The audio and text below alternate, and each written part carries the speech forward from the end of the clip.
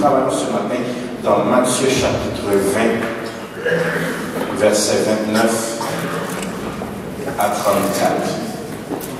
Matthieu chapitre 20, versets 29 à 34. 3. Nous lisons ensemble d'une voix audible en respectant les ponctuations. 3 et 4.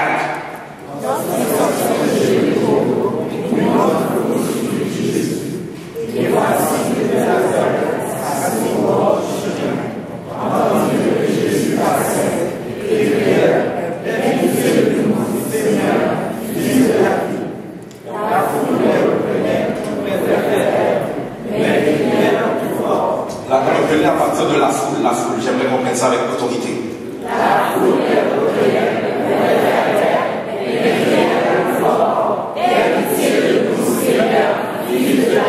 poursuivons.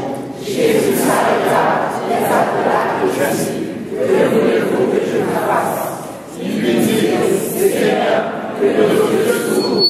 Et ému de compassion, Jésus toucha leurs yeux, et aussitôt, nous le couvrèrent la vue, et de suivre. Amen. J'aimerais que tu puisses regarder la personne à côté de toi et lui dire, n'essaie pas de m'arrêter. N'essaie pas de m'arrêter. Je crie pour mon miracle. Je crie pour mon miracle. Regarde la personne derrière toi et dis, n'essaie pas de m'arrêter. Et je crie pour mon miracle. Elle regarde derrière elle, mais elle n'a quand même entendu.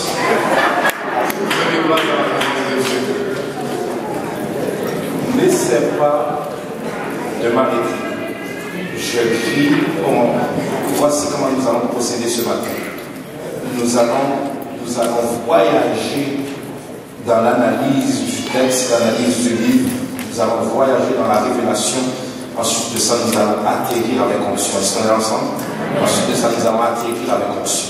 N'essaie pas de m'arrêter. Je crie pour mon miracle. Témoin oculaire du ministère de Christ, l'apôtre Matthieu, signifiant cadeau du Seigneur, était un collecteur d'impôts de profession, un publicain, profession pas très appréciée à l'époque. Personne n'aime se faire voir, percevoir ces taxes.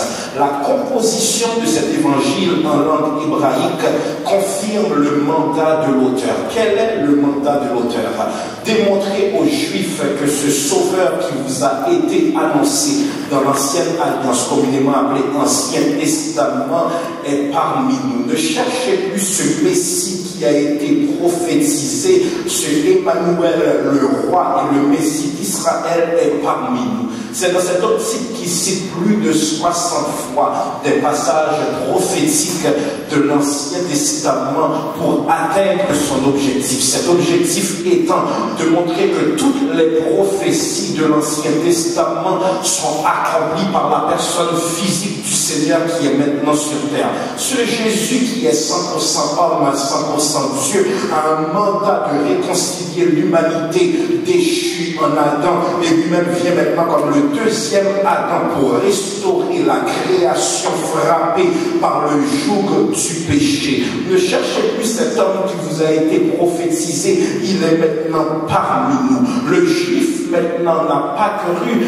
mais sera quand même sauvé en dernier jour, parce que ce n'est pas qu'il ne croit pas, c'est qu'il attend encore. Parce que le Juif qui est fils d'Abraham, dans son orgueil, dans sa richesse, il dit, mon Abraham est un homme riche, et l'homme qui sera notre Messie viendra en royauté, viendra en toute richesse, viendra sous des chevaux blancs et des chars de guerre. Mais ce Jésus est venu en mission d'humilité. Répète avec moi, mission d'humilité. C'est dans cette optique que ce Jésus qui est le pain de vie, vous n'êtes pas sans savoir, vient de Bethléem. Bethléem qui signifie maison des pains. Cette maison des pains, c'est quoi? C'est cette manne qui est tombée lorsque le peuple d'Israël était dans le désert. De manière prophétique, la manne qui est tombée signifiait tout simplement vous mangez de ce pain, mais très bientôt, dans quelques années, dans quelques siècles, ce pain sera directement parmi vous, et quiconque mangera de ce pain n'aura plus jamais faim.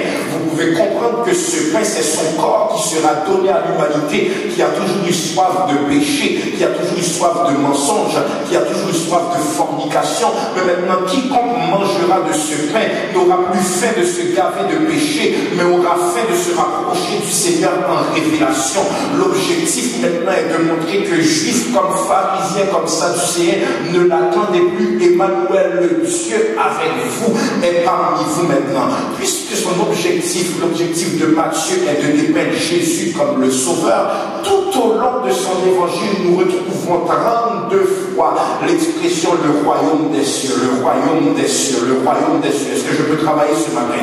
Ce Messie envoyé à la maison de David est venu emmener espoir, paix, salut à son peuple.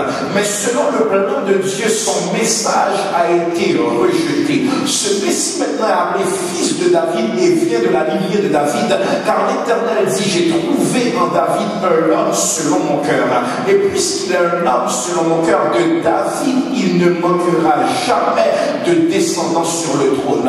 Ouais, le trône a été divisé après la mort de Salomon, mais puisque Jésus maintenant est alpha, oméga, commencement et la fin, puisqu'il règne éternellement, la promesse qui a été faite à David est vérité. Ce Messie maintenant envoyé avec un message de paix, mais a été rejeté. Rejeté pourquoi? Parce que le juif dans son orgueil, le juif dit, mon Messie, je l'attends, il sera riche.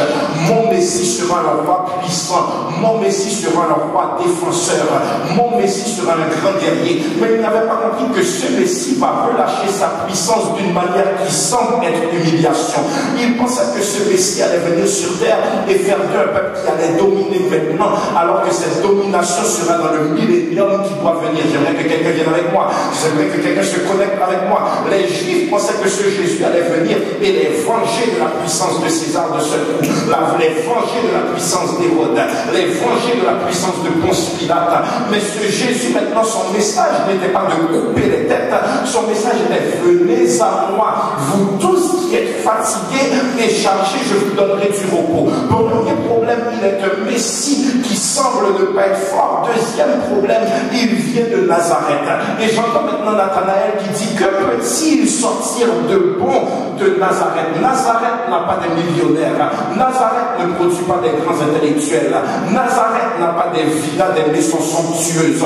Donc le Messie ne peut pas venir de Nazareth. J'aimerais emmener un point ce soir, ce matin, j'ouvre une parenthèse et je ferme la parenthèse. Ne pensez pas qu'une personne, parce qu'elle est humble, n'a pas de puissance en elle. Lorsque je regarde Bill Gates, il n'a pas l'air de même valoir 100 000 $. Il ne s'habille pas comme un milliardaire. Sa coiffure n'est pas la coiffure d'un milliardaire. Ses costumes ne sont pas les costumes d'un milliardaire. Mais ne vous laissez pas tromper par l'apparence. Il y a beaucoup de personnes qui s'habillent comme des riches mais font semblant. Et la raison pourquoi les riches restent riches, c'est qu'ils fonctionnent comme les pauvres. Et les pauvres restent pauvres parce qu'ils aiment jouer aux riches. Est-ce qu'on est là ensemble? Donc ce Messie ne te laisse pas tromper par son quartier. Il vient d'un plus haut quartier. Ne te laisse pas tromper par sa maison. Il vient d'une villa qui a des milliards de chambres. Ne te laisse pas tromper par la rue d'où il vient. L'univers en réalité est sa rue et bien plus que ça. Ce Messie envoyé à la maison de David vient avec une mission d'humilité. Le premier objectif qu'a Matthieu, c'est d'apporter la conviction messianique aux Juifs. D'apporter la conviction messianique aux Juifs que vous avez plus que Moïse parmi vous. Vous avez plus qu'Abraham avec vous. Vous avez plus que les grands prophètes parmi vous. Vous avez plus. Et ce Messie maintenant n'est jamais reconnu, est toujours révélé. C'est un risque de savoir que certaines personnes ont physiquement marché avec lui, tandis qu'il était sur terre, mais ne l'ont jamais touché, n'ont jamais su la révélation de qui il est. Laissez-moi vous emmener dans ce délire-là. Certaines personnes ont marché physiquement avec lui et n'ont jamais confessé qu'il est le Christ. Mais la Bible va vous parler de Élisabeth, la cousine de Marie, tandis qu'elle porte, sa stérilité a été rompue. Et d'une stérilité rompue maintenant, elle va donner naissance avec son mari Zacharie à ce précurseur de Christ, le cousin de Jésus, celui maintenant qui va préparer le chemin pour le Seigneur. Vous pouvez comprendre que je parle de Jean-Baptiste. Voici voici la voix de celui qui crie dans le désert. Les pharisiens l'ont croisé toute la vie, n'ont jamais pu confesser qu'il est le Christ, alors que maintenant elle est enceinte, Élisabeth est enceinte, et Zacharie maintenant est frappé, il est muet parce qu'il n'a pas cru à ce que l'ange Gabriel lui avait dit. Il est enceinte jusqu'à l'accouchement, il est muet jusqu'à l'accouchement. Élisabeth maintenant qui est enceinte va croiser sa cousine Marie qui est également enceinte de la vertu du Saint-Esprit, et la Bible va dire, tandis que Élisabeth enceinte va croiser Marie enceinte, il y eut un tremblement dans le ventre où Jean-Baptiste bébé dans son inconscience a tressailli de joie à un tel point qu'Élisabeth dit, béni soit l'enfant que tu portes car le Seigneur Dieu est dans ton ventre. Comment un bébé inconscient va savoir qui Dieu est, et des adultes conscients et éduqués ont passé à côté de lui mais n'ont jamais confessé que Christ est Seigneur? Est-ce que je peux travailler ce matin? Je sens que tu n'as pas compris, j'aime bien comprendre, j'aime bien comprendre. Comment un bébé inconscient va tressaillir dans le ventre de sa mère de joie, et une personne consciente maintenant voit que Christ est parmi eux, mais ne le confesse jamais. Les mages d'Orient maintenant venus l'adorer. Le centurion romain à la grande foi nous dit maintenant que ce Seigneur est venu parmi nous pour emmener le salut. La Bible dit le salut vient des Juifs. Je travaille, mais croyez-moi, on va célébrer la parole ce matin. Le salut vient des Juifs. Donc Matthieu a pour but d'emmener à son lectorat que les Juifs n'attendaient plus le Messie, il est parmi vous. Mais la parole va dire, il est venu parmi les siens. Les siens ne l'ont point reçu. Mais à ceux qui croient en son nom, la parole leur a donné le pouvoir de devenir enfants de Dieu. Des Juifs n'ont pas cru en lui parce qu'ils n'avaient pas la richesse d'Abraham. Des Juifs n'ont pas cru en lui parce qu'ils venaient de Nazareth. Mais écoutez bien, il y a certaines personnes qui n'étaient pas juifs, mais qui ont compris que ce Dieu n'est pas n'importe qui. Pasteur, que dis-tu? Les mages d'Orient sont venus avec des bijoux et des cadeaux pour venir adorer l'enfant roi. La femme cananéenne dit, même les chiens méritent les miettes qui tombent de la table du maître. Le centurion romain dit, Seigneur, je ne suis pas digne que tu entres chez moi, quoique je ne sois pas juif, mais dis seulement un mot, un logos, une parole, et mon serviteur sera guéri. En sorte que si les Juifs maintenant n'ont pas voulu l'accepter, la soteriologie, le salut est devenu universel. Venez à moi, vous tous qui êtes fatigués et chargés, et je vous donnerai du repos. Par leur rejet, nous sommes entrés dans le programme de la grâce.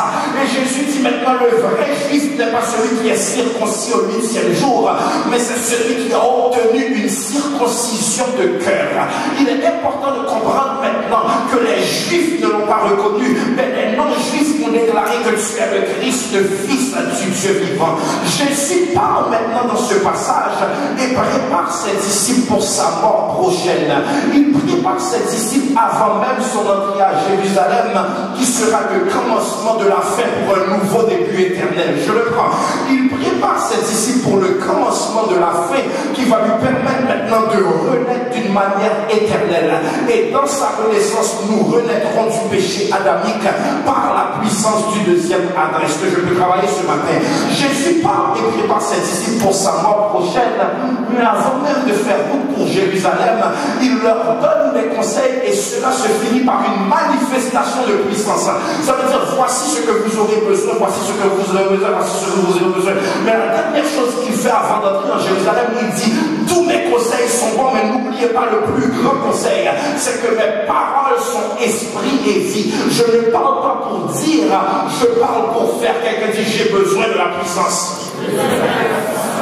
Maintenant, écoutez bien, Jésus parle et prépare ses disciples. Dans ce texte, il est important de comprendre que les frères synoptiques, ça veut dire quoi? Les autres évangiles synoptiques, à savoir Marc et Luc, vont parler maintenant de seul aveugle. Ils mettent beaucoup d'emphase sur Bartimée, parce que Bartimée était beaucoup plus présent. Mais ne vous laissez pas tromper, il y avait deux aveugles. Il y avait deux aveugles, Bartimée et un autre. Fait remarquable dans cette session, Jésus enseigne longuement. Dans cette section, Jésus enseigne longuement à ses disciples des choses qu'ils auront besoin après sa mort. Et cette longue séquence se termine par une démonstration de la puissance. Je ne veux pas savoir quel est ton niveau de théologie, Si tu ne peux pas relâcher la puissance, tu n'as pas de puissance. Je ne peux pas savoir quel est ton niveau d'érudition. Je veux savoir si tu es capable de prier avec un démon pour qu'il soit chassé. La Bible, le problème pourquoi Montréal est aussi malade, pourquoi le monde entier est aussi malade, ce n'est pas qu'il manque d'église, mais il y a trop de discoureurs.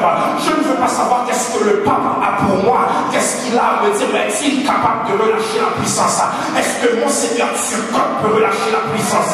Est-ce que mon Seigneur un tel peut relâcher la puissance?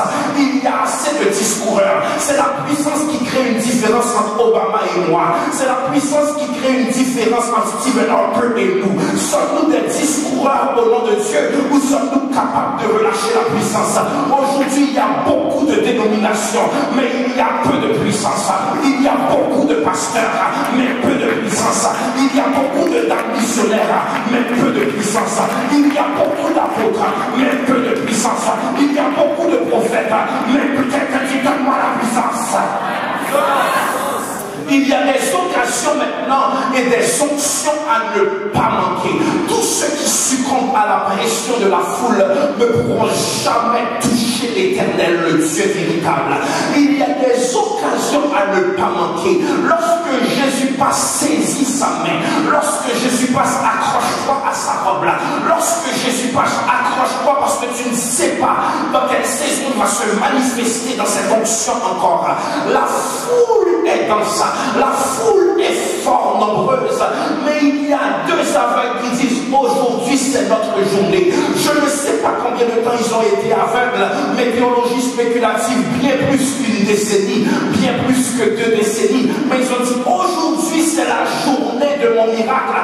Je n'ai pas l'intention de le laisser passer. Quelqu'un dit touche le Seigneur tandis qu'il est là.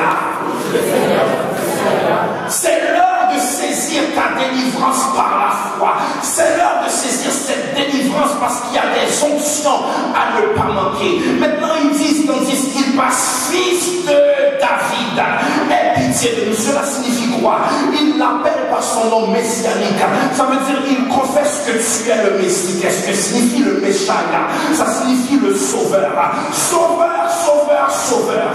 Venu de la tribu de David, venu de la lignée royale. Aie pitié de moi.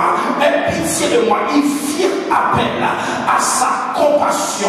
Tu dois faire en sorte, et je commence à enseigner, tu dois faire en sorte que ta présence se fasse remarquer. Je ne veux pas savoir combien de personnes sont dans ce sanctuaire, mais lorsque je rentre dans ce lieu, je n'ai pas le temps de te voir.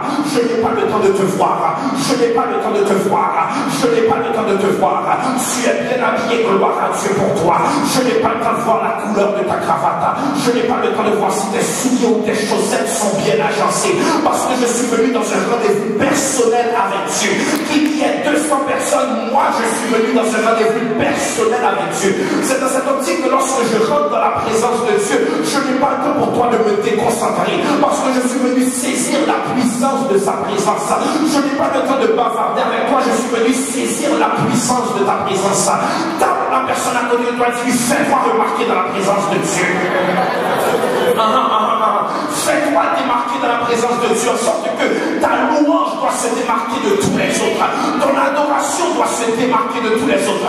Est-ce que je peux me répéter quelques instants? Il est important pour toi lorsque tu viens dans la présence de Dieu de choisir avec beaucoup d'attention la personne à côté de laquelle tu vas t'asseoir. Parce que si la personne à côté de laquelle tu vas t'asseoir, excuse-moi, est trop constipée dans sa manière d'adorer, peut-être que tu devrais changer de place. Parce que tu viens dans ce lieu avec tes problèmes. Tu viens dans ce lieu avec ta frustration. Tu viens dans ce lieu avec ta dépression. Mais tu viens en sachant que je suis entré avec. Je ne sortirai pas avec. Donc de temps en temps, je dois m'asseoir et regarder la personne à côté de moi et lui dire, es-tu connecté dans la même dimension que moi? Parce qu'il serait possible que pendant le message, je dise béni soit l'Éternel. Il serait possible que je dise Alléluia. Il serait possible que je dise c'est l'Éternel qui est Dieu. Il serait possible que dans ce moment de silence, je lève mes deux mains et je dis gloire. Mais ne me juge pas. Tu ne sais pas d'où je viens. Tu ne sais pas si j'ai mangé ou pas. Tu ne connais pas l'état de ma famille. Ne me touche pas. Ne me calcule pas. Lève tes deux mains et laisse-moi louer. Ma présence doit se faire remarquer dans la présence de Dieu. Pasteur, que dis-tu? Il y a 7 mots hébreux Ouais, homme de Dieu, est-ce que je peux te ramener au 87-25 où tu as relâché ce message avec onction? Mon onction doit se faire remarquer. Ma présence doit se faire remarquer. En sorte que, Seigneur, si tu n'es pas venu bénir ce matin, moi, tu n'as pas le choix de me bénir. Si tu n'es pas venu guérir ce matin, moi, tu n'as pas le choix de me guérir. Si tu n'es pas venu toucher ce matin, moi, tu dois me toucher. Parce que je suis venu avec un problème, mais je ne repartirai pas avec ce problème. Ma présence doit se faire remarquer. Mon yada, l'action d'adorer avec les mains ouvertes, doit se faire remarquer. Mon halal, célébrer avec émotion, doit se faire remarquer. Mon teïla, l'action de chanter, alléluia, doit se faire remarquer. Mon Shabbat, l'action de pousser les cris de doit se faire remarquer. Mon Shabbat, ça veut dire quoi? Louer avec des instruments doit se faire remarquer. Louer l'Éternel avec les cymbales sonores. Louer l'Éternel avec les cymbales retentissantes. Mais que tous ceux qui respirent louent l'Éternel. Mon yaka se fera remarquer. Mon halal se fera remarquer. Mon teïla se fera remarquer. Mon Shabbat se fera remarquer. Mon Zama se fera remarquer. Mon ton dans l'action de lever les mains et faire le wipe de l'essuie-glace dans la présence de Dieu.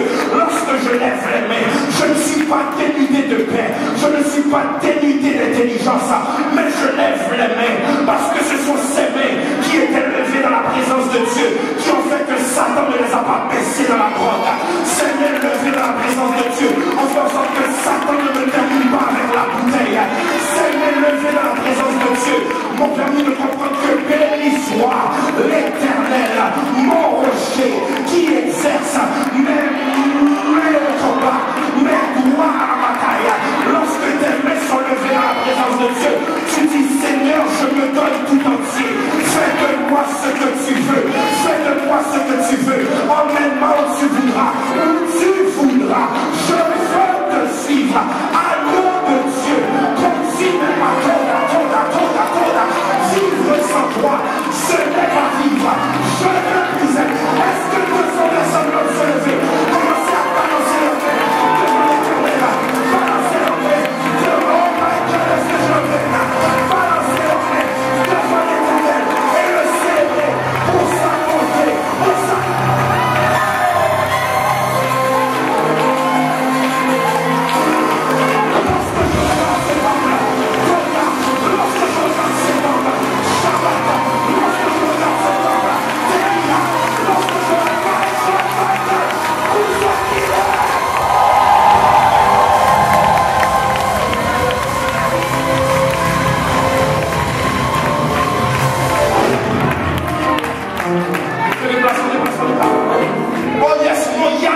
se faire remarquer, mon halal doit se faire remarquer, mon teïla doit se faire remarquer, mon Shabbat doit se faire remarquer, mon Zama doit se faire remarquer, mon Koda doit se faire remarquer. Mais lorsque tu me vois à genoux, ne pense pas que je suis fou. Lorsque tu me vois à genoux, ne pense pas que j'ai perdu ma tête.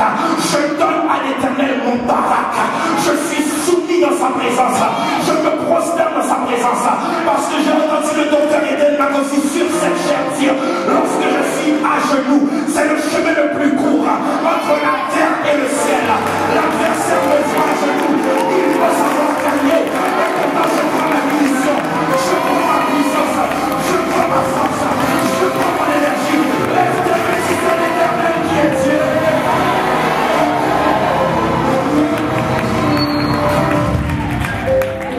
C'est dans cette optique que la Bible va déclarer: priez sans cesse. Car à genoux, je semble faible, alors que je suis plus fort. Parce que à genoux, il y a un transfert. Ma faiblesse reçoit sa force. Ma dépression reçoit sa restauration. Mon manque d'énergie reçoit sa vitalité. Tape la personne à côté de moi et dis à genoux. Est-ce que je peux atterrir ce matin? Est-ce que je peux atterrir ce matin? Ne laisse jamais la foule t'intimider dans la présence de Dieu. Oh my God. Le corps de Christ serait plus loin s'il n'y avait pas de ces anciens qui sont attachés à une tradition, qui sont attachés à une liturgie, qui se disent non, la présence de Dieu peut se manifester avec le chant d'espérance, mais elle peut se manifester également comme le psaume 98 premier, chanter à l'Éternel un cantique nouveau. L'Éternel n'est pas coincé dans une boîte dénominationnelle. Il est plus que nous autres qui sommes pentecôtistes. Il est plus grand que le baptiste. Il est plus grand que le méthodiste. Il est plus grand que l'adventiste. Il est plus grand que ta boîte de conception. Mes pensées ne sont pas vos pensées. Mes voix ne sont pas vos voix. Le psaume 22:3 va déclarer: tu sièges au milieu des louanges de ton peuple. Il est important de comprendre que lorsque je rentre dans la présence de Dieu, je ne vois personne. Savez-vous pourquoi il n'y a pas autant de délivrance lorsque nous venons dans la présence de Dieu? Savez-vous pourquoi nous ne sentons pas la présence de l'église primitive? Parce que plusieurs adorent par imitation et peu le font par révélation. Laissez-moi travailler ce point-là. Il y a certaines personnes qui vont tout dans la présence de Dieu, mais n'ont pas la révélation. Ils le font par imitation. Mais il y a une personne qui reconnaît que c'est Jésus qui a écrasé mon cercueil. C'est Jésus qui m'a guéri de cette maladie qu'on disait incurable. C'est Jésus qui m'a donné la maison. Lorsque le mari m'a quitté, c'est Jésus qui m'a accompagné. Lorsque la femme m'a laissé, c'est Jésus qui m'a accompagné. Si je ne suis pas Louis H. Lafontaine, c'est que l'Éternel a honoré mes soldats. Ils ont des problèmes. Nous avons des problèmes. Mais le psaume 20 va déclarer: ceux-là s'appuient sur leurs chevaux et sur leurs chars de guerre. Mais nous évoquons le nom de l'Éternel. Laissez-moi le prendre. Ceux-là s'appuient sur leurs chevaux et leurs chars de guerre. Mais nous évoquons le nom de l'Éternel des armées. Ceux-là vont voir les médiums. Mais nous évoquons le nom de l'Éternel des armées. Ceux-là vont brasser les cartes. Mais nous évoquons le nom de l'Éternel des armées. Ceux-là vont voir le psychologue. Mais nous évoquons le nom de l'Éternel des armées. Ceux-là vont voir une boule de cristal. Mais nous évoquons le nom de l'Éternel des armées. Ceux-là ont recours à la magie. Mais nous évoquons l'Éternel des armées. Ceux-là fument les joints. Mais nous évoquons le nom de l'Éternel des armées. Ceux-là boivent de l'alcool. Mais nous évoquons le nom de...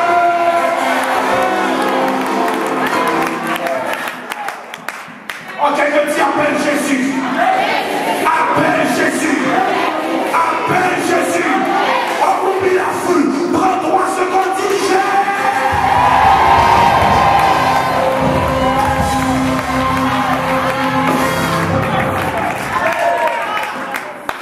Regarde la personne à côté de toi, dis: tu ne connais pas mes problèmes.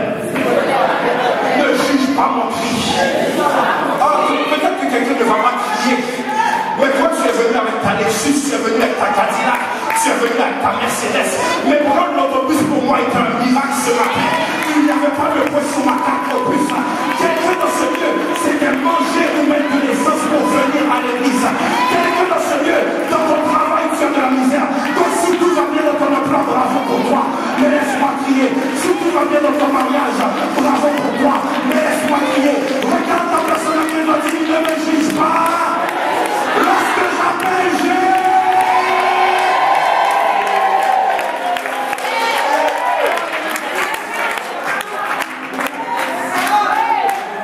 ne juge pas maintenant. Parce que le psaume 22:3 va dire: tu sièges au milieu des louanges de... Ma conviction est la seule chose pouvant attirer sa présence.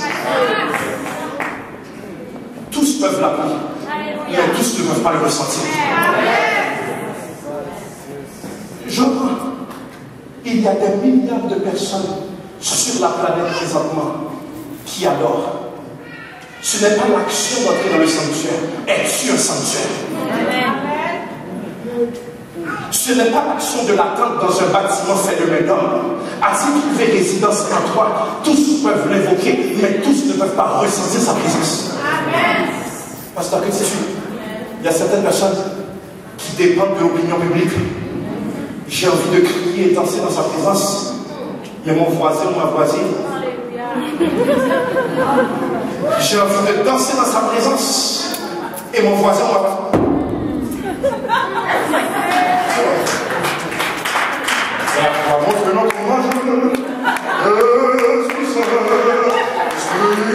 joyeux.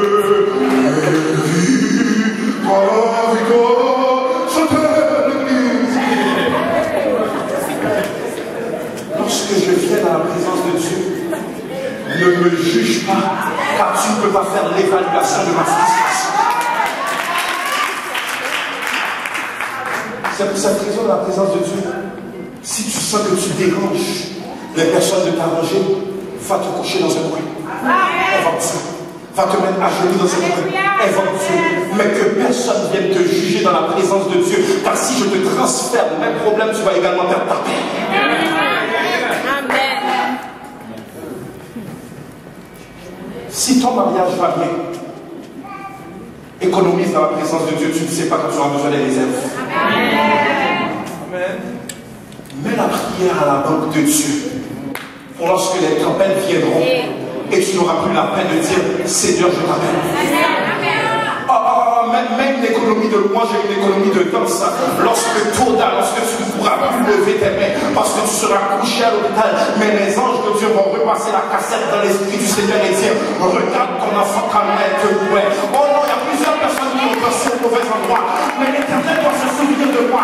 Je n'ai pas dansé dans un club, je n'ai pas dansé dans un bar, je n'ai pas dansé dans une discothèque. Je ne suis pas en train de pleurer, je loue mon Dieu, je ne suis pas en train de brûler.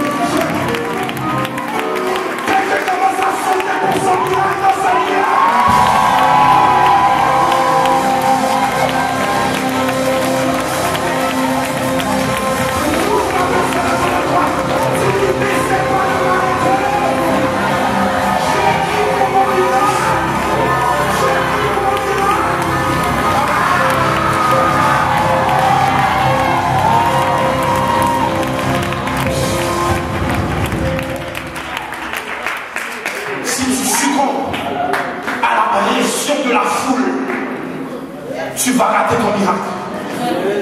Et tout le monde me disait, n'importe, tu n'es pas le maître. Jésus. Silence, il est occupé. Silence, votre dossier est désespérant. Désespéré, silence. Laissez le maître passer. Mais la Bible va nous faire savoir, ils crièrent plus fort. Est-ce que je peux atterrir ce matin?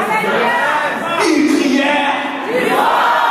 Il y a certaines personnes qui ne crient pas dans la présence de Dieu parce que cela s'appuie sur leurs chevaux et sur leurs chars de guerre. Cela s'appuie sur leur compte en banque. Cela s'appuie sur leur réputation. Cela s'appuie sur leur contact. Cela s'appuie sur leur diplôme. Cela s'appuie sur leur qualification. Cela s'appuie sur leur orgueil. Mais nous invoquons le nom de l'Éternel des armées et ils crièrent plus fort. Silence, silence, silence. Jésus est pitié de nous. Silence, silence, silence, silence. Jésus est pitié de nous. La ferme. Jésus est pitié de nous. Silence, silence, silence, silence. Jésus, fils de David. Pitié. Ce matin, je conclue. Qui plus fort que les hypocrites. Qui plus fort que les religieux. Qui plus fort que les méchants. Qui plus fort que les malfaiteurs. Qui plus fort que l'enfer. Qui plus fort que les patrons. Qui plus fort que les religieux.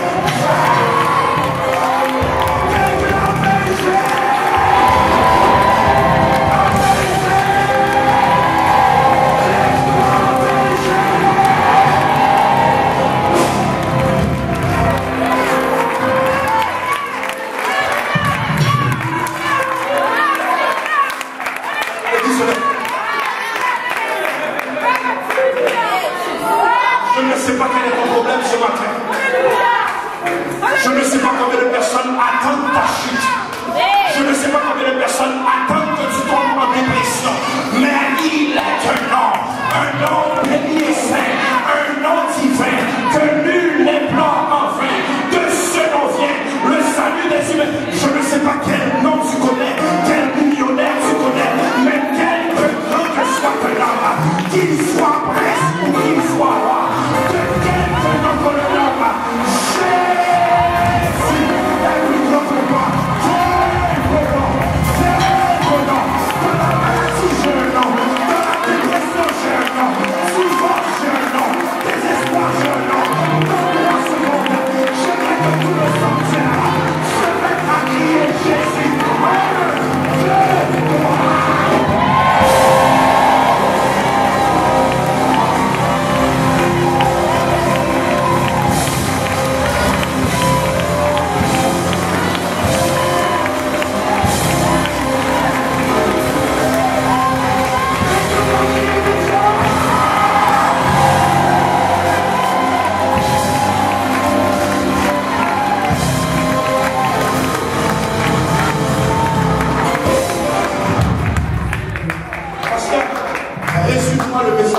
secondes. Certaines fois, tu es en prière dans ta chambre.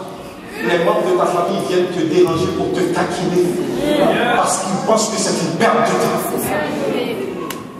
Certaines fois, tu es à genoux. Et ta famille te dit, il n'y a rien de sérieux dans l'évangile. Certaines fois, on va te ramener ton passé et dire, non, Dieu n'entend pas les gens comme toi. Tu en as trop fait. Mais c'est mon passé qui me qualifie pour sa grâce. Écoutez ma voix. L'église, c'est le rendez-vous des imparfaits venus pour être transformés par le Dieu parfait. Donc certaines fois, on voit ton passé, on te dit, ne crie pas. Dieu n'entend pas les gens comme toi.